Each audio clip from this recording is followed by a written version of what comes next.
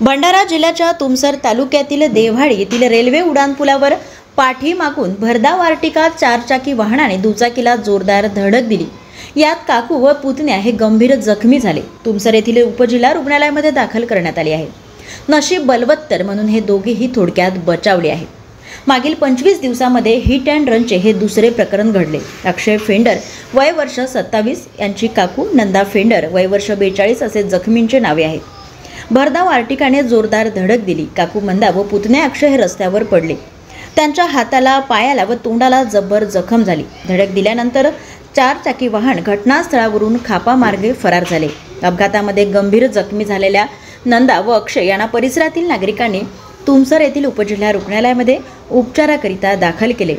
या अपघातात नंदा फेंडर या गंभीर जखमी झाल्या असून नाकातून मोठ्या प्रमाणावर रक्तस्राव सुरू होता। उपजिल्हा रुग्णालयात प्राथमिक उपचारानंतर त्यांना भंडारा येथील रुग्णालयात रेफर करण्यात आल्याची माहिती आहे। सध्या त्यांची प्रकृती चिंताजनक असल्याचे सांगण्यात येत आहे।